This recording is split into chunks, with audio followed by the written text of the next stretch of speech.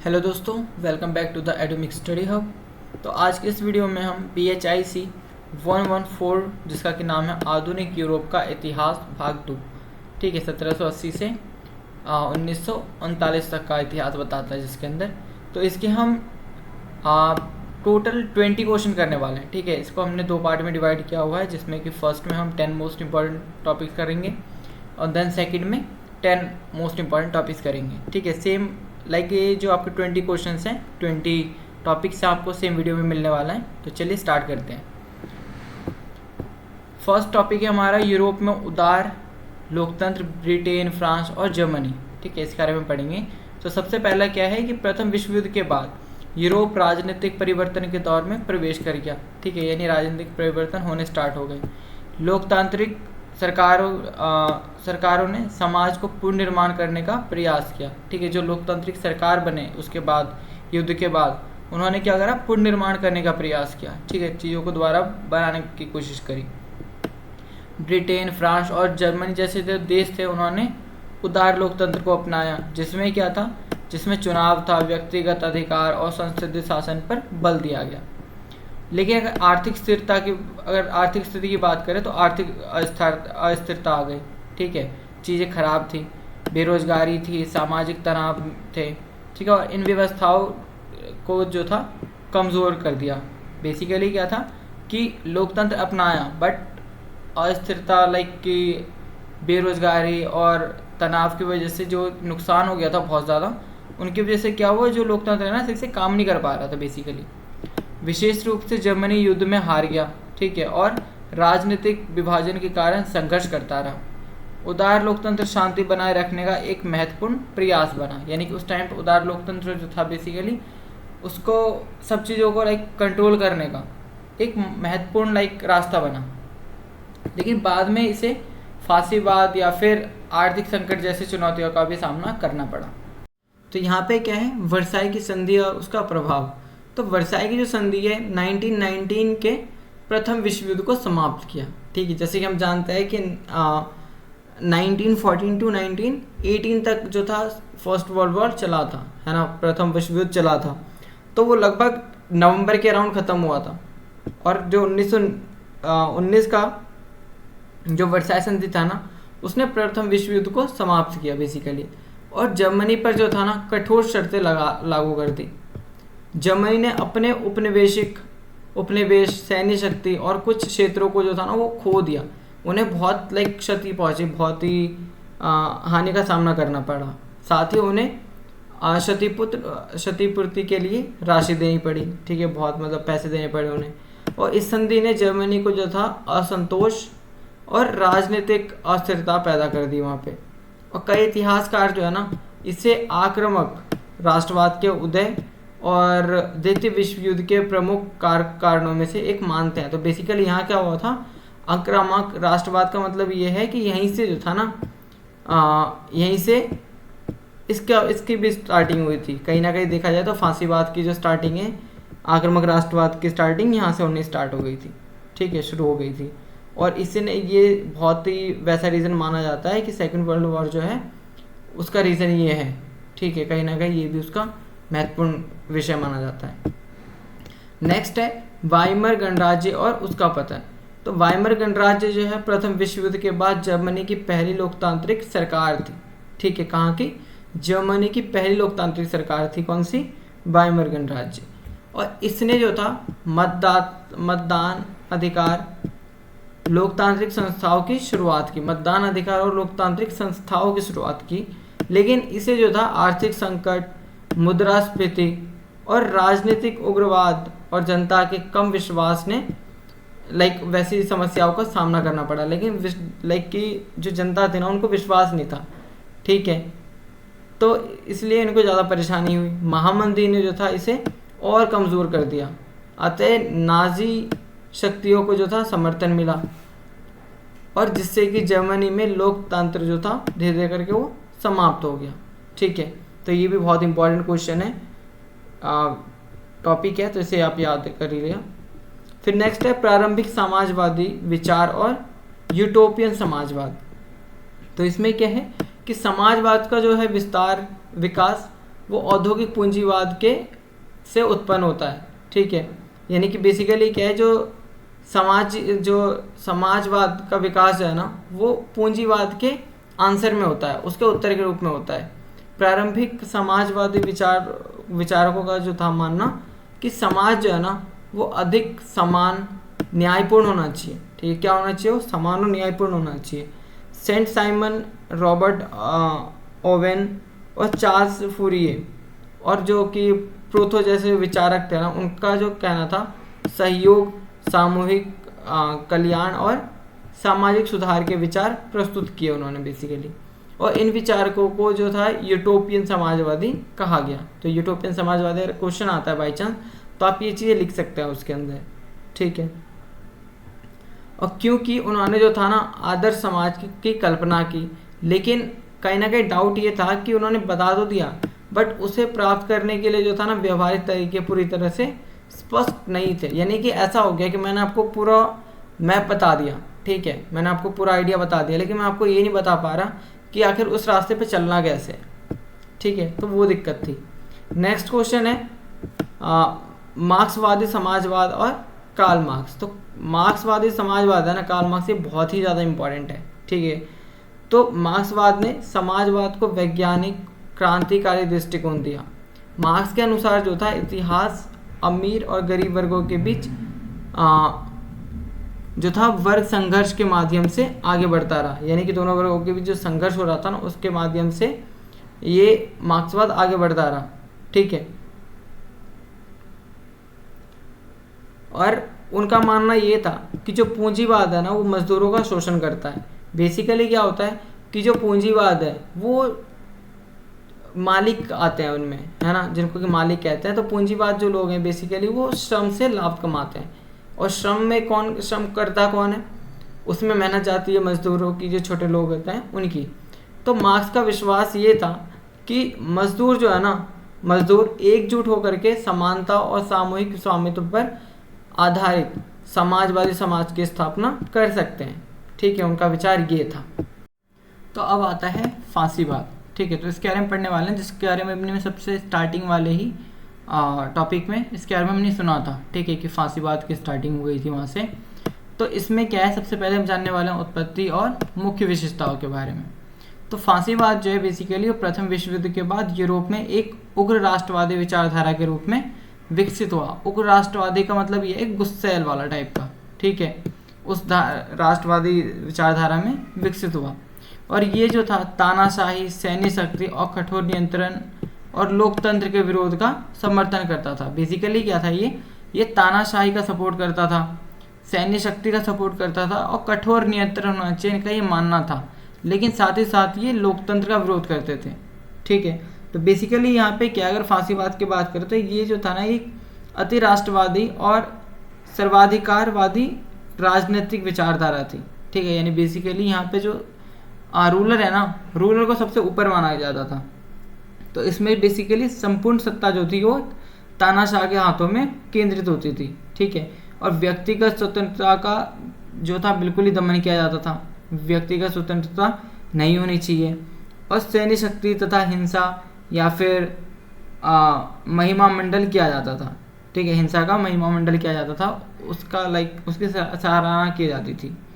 और इसका सबसे जो कि प्रमुख एग्जाम्पल की अगर बात करें ना, तो 20वीं सदी में ना जो इटली था, इसका सबसे बढ़िया एग्जाम्पल देखें तो फांसीवाद का बेसिकली मतलब क्या है, तानाशाही की स्टार्टिंग, तानाशाह के बारे में ये चीज़, जिसमें कि आर्थिक संकट और राजनीतिक अस्थिरता के डर ने फांसीवाद के विकास को तेज किया। बेसिकली जब लोगों के अंदर अस्थिरता था या फिर संकट था, राजनीतिक अस्थिरता थी, तो उसके बीच में ना इसको और आगे बढ़ने का मौका मिला। आगे चल के अगर देखें तो जर्मनी में नाजीवाद, तो जो बेसिकली नाजीवाद था ना, नाजीवाद भी फांसीवाद का ही एक रूप था। ठीक है, जिसका नेतृत्व किसने किया था, हिटलर ने किया था। ठीक है, एडोल्फ हिटलर इसका पूरा नाम था, जिसने कि नस्लीय श्रेष्ठता, तानाशाही, आक्रमण, राष्ट्रवाद और विस्तारवाद को बढ़ावा दिया। तो बेसिकली यहाँ पे क्या था कि जो फांसीवाद है ना, फांसीवाद का ही दूसरा रूप जो है वो नाजीवाद है। यानी कि जैसे वहाँ पर उग्र राष्ट्रवाद की स्टार्टिंग हुई, तो सेम यहाँ पर भी क्या है, तानाशाही को सबसे ऊपर माना गया।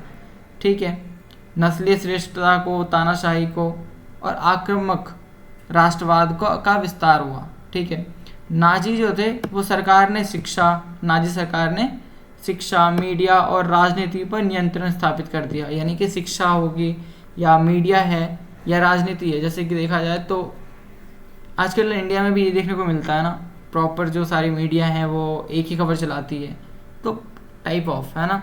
तो बेसिकली वहाँ क्या हुआ, हिटलर ने क्या करा, जितने भी न्यूज़ चैनल्स थे सबको खरीद लिया।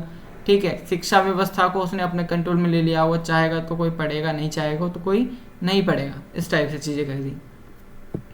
आर्थिक कठिनाइयों और जनता की असंतुष्टता ने हिटलर को जो था समर्थन दिलाया। ठीक है, जब बेसिकली जब लोग डर रहे थे ना, लोगों के अंदर डर आ रहा था, तो उससे हिटलर ना और ताकतवर समझ रहा था अपने आप को। नाजीवाद ने अतः यूरोप को द्वितीय विश्व युद्ध की ओर धकेल दिया और भारी विनाश का कारण बना। बेसिकली क्या है कि इन्हीं चीज़ों की वजह से जो था हिटलर, क्योंकि हिटलर बहुत ही खतरनाक तानाशाह में काउंट होता है ना, उसको कोई दया नहीं थी उसके अंदर, ऐसा हम जानते हैं, ऐसा पढ़ा है हमने स्कूल टाइम पे। ठीक है, तो बेसिकली क्या था, इसी वजह से बाद में जाकर के इसको द्वितीय विश्व युद्ध में लाया गया। ठीक है, द्वितीय विश्व युद्ध में जो था जर्मनी को उसका सामना करना पड़ा, और उसके साथ ही साथ क्या हुआ, वहाँ पे बहुत सारे नुकसान झेलने पड़े उन्हें। अब आता है उपनिवेशवाद और साम्राज्यवाद। तो उपनिवेशवाद का जो अर्थ है वो किसी क्षेत्र पर राजनीति नियंत्रण स्थापित करना है। ठीक है, उपनिवेश का मतलब क्या है, किसी एक क्षेत्र पर राजनीतिक नियंत्रण स्थापित करना। जबकि जो साम्राज्यवाद है उसका अर्थ है आर्थिक और राजनीतिक प्रभाव का विस्तार करना। ठीक है, आर्थिक और राजनीतिक प्रभाव, यानी कि उसका जो दम है ना, उसका डर है या कह लो उसका जो समर्थन है, उसका समर्थन बढ़ाना। ठीक है, लोगों में उसका ज़्यादा विस्तार करना। यूरोपीय देशों ने संसाधन, बाजार शक्ति प्राप्त करने के लिए एशिया और अफ्रीका पर प्रभुत्व स्थापित किया। ठीक है, औपनिवेशिक शासक ने साहित्य क्षेत्रों की प्रशासनिक व्यवस्था, अर्थव्यवस्था और समाज को बदल दिया। और ये विषय जो था बेसिकली आधुनिक वैश्विक इतिहास से जुड़ा हुआ है। ठीक है, नेक्स्ट देखते हैं। तो साम्राज्यवाद ने सांस्कृतिक आयाम। ठीक है, साम्राज्यवाद के सांस्कृतिक आयाम। तो साम्राज्यवाद केवल राजनीतिक और आर्थिक नहीं है। ठीक है, यानी साम्राज्यवाद की अगर बात करें तो सिर्फ राजनीतिक या आर्थिक की बात नहीं करता, बल्कि इसका जो प्रभाव है वो संस्कृति पर भी पड़ा। यूरोपीय शक्तियों ने अपनी भाषा, शिक्षा, मूल्यों का प्रसार किया। अक्सर उपनिवेश जो समाज होता है ना, उनको पिछड़ा बताया जाता है। ठीक है, जिसके ऊपर किसी का राज होता है उसको पिछड़ा बताया जाता है कि हाँ भाई ये तो गुलाम है, इस टाइप से करके। तो संस्कृति नियंत्रण बनाए रखने के लिए और पहचान को प्रभावित करने का एक माध्यम बन गया था। ठीक है, बेसिकली ये क्या था, संस्कृति नियंत्रण बनाए रखने और पहचान को प्रभावित करने का एक माध्यम बन गया था। और ये विषय समझाता है कि साम्राज्यवाद ने विचारों और ज्ञान प्रणालियों को कैसे प्रभावित किया। ठीक है, अब है दो विश्व युद्ध और उनका प्रभाव। तो प्रथम और द्वितीय विश्व युद्ध ने जो था बेसिकली यूरोप को पूरी तरह जो था बदल के रख दिया। ठीक है, उसे बहुत नुकसान झेलना पड़ा। इन युद्धों ने विनाश, आर्थिक संकट और राजनीतिक परिवर्तन और पुराने साम्राज्य के पतन को जन्म दिया। ठीक है, पुराने जो साम्राज्य चल रहे थे अच्छे खासे, उनको भी ख़त्म कर दिया एक तरह से। ठीक है, उनको कमज़ोर कर दिया। युद्धों ने नई विचारधाराओं को बढ़ावा दिया। ठीक है, यानी कि युद्ध से बहुत सारी हानि हुई, बट साथ ही साथ क्या हुआ, नई विचारधारा है, अंतर्राष्ट्रीय संबंधों को बदला और नई वैश्विक शक्तियों के उदय को प्रभावित किया। ठीक है, और दोनों युद्ध के कारण जो था ना, परिणाम और अंतर देखने को मिलता है। ठीक है, दोनों युद्धों में दोनों क्या हुआ, परिणाम खतरनाक भी थे। ठीक है, लेकिन साथ ही साथ कुछ नए बदलाव भी है। ओके, ये मैंने कुछ एक्स्ट्रा लाइंस इसके अंदर वो बाय मिस्टेक ऐड कर दी है। ठीक है, तो उसके लिए माफ़ी चाहूँगा। तो अब नेक्स्ट जो टॉपिक है हमारा वो है टॉपिक नंबर 11। यहाँ से हमारा स्टार्ट होता है पार्ट 2, इसके 10 इंपॉर्टेंट क्वेश्चन। ठीक है, तो सबसे पहला है समाजवादी विश्व, रूसी क्रांति और सोवियत मॉडल। तो यहाँ पे 1917 की रूसी क्रांति इतिहास की पहली सफल समाजवादी क्रांति थी।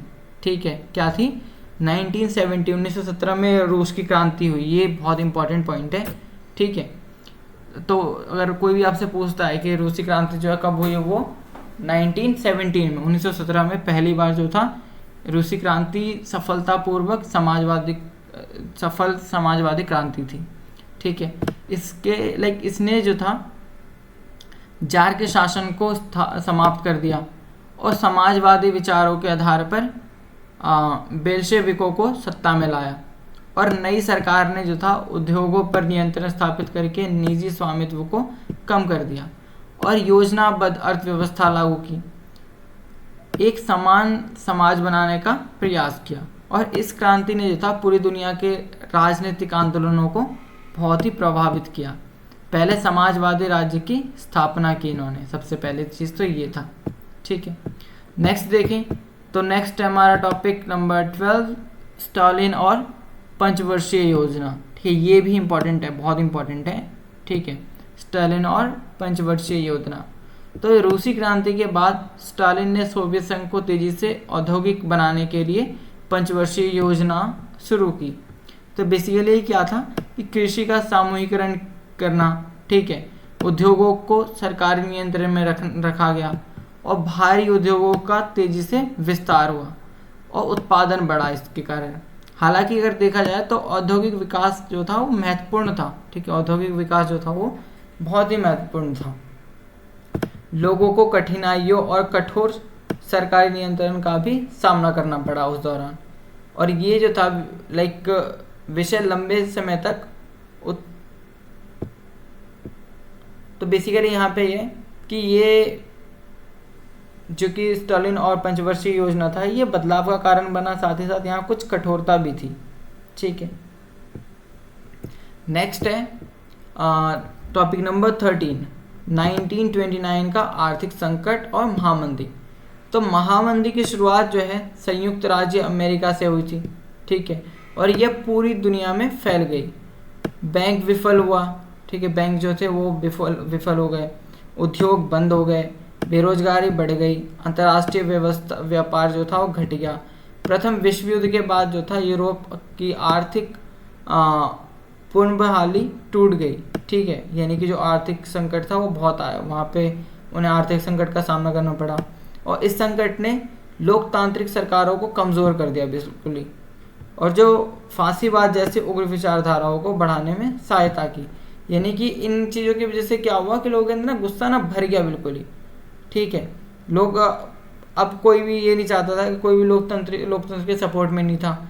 और उसी बीच कुछ लोग ऐसे भी थे, ठीक है, जैसे हिटलर की तरह देखा जाए तो, जिन्होंने कि उस मौके का फ़ायदा उठाकर अपने आप को एज ए लीडर घोषित कर दिया और वहाँ पर तानाशाही स्टार्ट कर दी।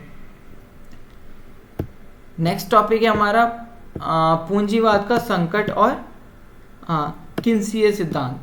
तो इसमें क्या है कि आर्थिक संकट ने ये दिखाया कि पूर्ण मुक्त बाजार पूंजीवाद की सीमाएं हैं। ठीक है, क्या है? पूर्ण मुक्त बाजार जो है वो पूंजीवाद की सीमाएं हैं। अर्थशास्त्री जॉन मेनॉर्ड थे, उन्होंने सुझाव दिया कि सरकारों को जो था सार्वजनिक खर्च, रोजगार योजना और आर्थिक योजना के माध्यम से अर्थव्यवस्था का सक्रिय समर्थन करना चाहिए। ठीक है, बाद में जो केन्सी विचारों ने कई आधुनिक अर्थव्यवस्थाओं और कल्याणकारी नीतियों को भी प्रभावित किया। ठीक है, नेक्स्ट है औपनिवेशिक शासन के प्रकार और प्रत्यक्ष और अप्रत्यक्ष शासन। तो इसमें क्या, सबसे पहले यूरोपीय औपनिवेशिक शक्तियों ने उपनिवेशों पर नियंत्रण के लिए अलग अलग तरीकों का उपयोग किया। ठीक है, प्रत्यक्ष शासन का अर्थ था, प्रत्यक्ष शासन का जो अर्थ है वो क्या है कि औपनिवेशिक अधिकारों द्वारा सीधा प्रशासन। ठीक है, औपनिवेशिक अधिकारों द्वारा सीधा प्रशासन, जबकि जो अप्रत्यक्ष शासन में था कि स्थानीय शासकों का उपयोग यूरोपीय प्रभाव के अंतर्गत किया जाता है। ठीक है, उस टाइम पे जो था यूरोपीय शक्तियों का उपयोग उनके प्रभाव के अंतर्गत किया जाता था, और इन तरीकों ने जो था उपनिवेशिक क्षेत्रों के प्रशासन, अर्थव्यवस्था और समाज को बदल दिया था। ठीक है, उनके बदलाव में सहायक साबित हुआ और साथ ही साथ यूरोप को जो था वैश्विक प्रभुत्व बनाए रखने में मदद भी करी। ठीक है, नेक्स्ट है विश्व युद्धों के बाद। ठीक है, विश्व युद्ध के बाद यूरोप में विकास। तो विश्व युद्ध के बाद यूरोप ने राजनीतिक पुनर्निर्माण, आर्थिक परिवर्तन और नई अंतर्राष्ट्रीय शक्ति संरचनाओं का भी अनुभव किया। ठीक है, उसकी स्टार्टिंग हुई और प्रारंभिक जो साम्राज्य था वो कमज़ोर हो गए, नए गठबंधनों का निर्माण हुआ और धीरे धीरे करके यूरोप आधुनिक राजनीतिक और आर्थिक व्यवस्थाओं की ओर बढ़ गया। ठीक है, तो ये इम्पोर्टेंट है। नेक्स्ट क्या है, 1850 के बाद सांस्कृतिक और बौद्धिक विकास। तो यहाँ क्या है कि 1850 के बाद जो था ना, यूरोप में दर्शन, विज्ञान, शिक्षा और सामाजिक विचारों में बड़े बौद्धिक परिवर्तन देखने को मिले। औद्योगिकरण और आधुनिकीकरण ने समाज और मानव प्रगति के बारे में नए विचारों को प्रभावित किया। ठीक है, नए विचार दिए और जो इन विकासों ने क्या करा, इन विकासों ने आधुनिक राजनीतिक और सांस्कृतिक जीवन को आकार दिया। ठीक है, उसमें बदलाव लाया ये चीज। नेक्स्ट है हमारा नेक्स्ट टॉपिक, रोमांटिसिज्म से अमृत कला तक। रोमांटिसिज्म से अमृत कला तक। रोमांटिसिज्म क्या था? सबसे पहले सब यहाँ देखिए तो आधुनिक यूरोप में नए सांस्कृतिक आंदोलनों का विकास हुआ। सबसे पहली बात, रोमांटिसिज्म ने भावनाओं और कल्पना पर बल दिया, जबकि जो बाद के आंदोलनों ने क्या करा, उनके प्रयोग ने और अमृत अभिव्यक्ति की दिशा में विकास किया।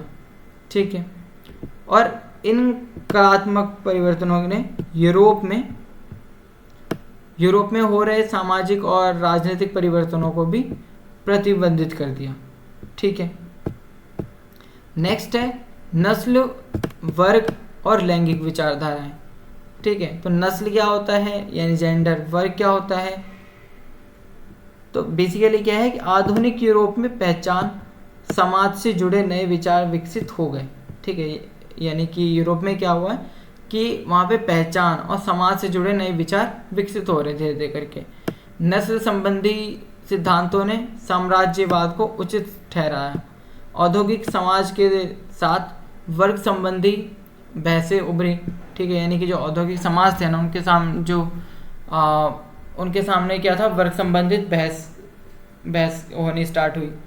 लैंगिक चर्चाओं ने पारंपरिक भूमिकाओं को चुनौती दी। ठीक है, और इन विचारधाराओं ने आधुनिक दुनिया की राजनीतिक, सांस्कृतिक और सामाजिक सुधारों में प्रभावित किया बहुत। नेक्स्ट देखिए तो ये हमारा लास्ट है। ठीक है, इस लेक्चर का फाइनल क्वेश्चन है, तो आधुनिक यूरोप का परिवर्तन 1780-1939। ठीक है, तो इसमें क्या है, ये संपूर्ण पुनरावृत्ति का विषय है। ठीक है, यूरोप उदारवाद को समाजवाद, यूरोप उदारवाद से समाजवाद, फांसीवाद, साम्राज्यवाद, आर्थिक संकट, युद्धों और सांस्कृतिक क्रांतियों तक बदलता गया। ठीक है, यानी कि एक के बाद एक दूसरा स्टेप आता गया। औद्योगिकरण और राजनीतिक संघर्षों ने आधुनिक यूरोप को आकार दिया, यानी कि जो औद्योगिकरण जब हुआ ना, वहाँ पे विकास होनी स्टार्ट हुई।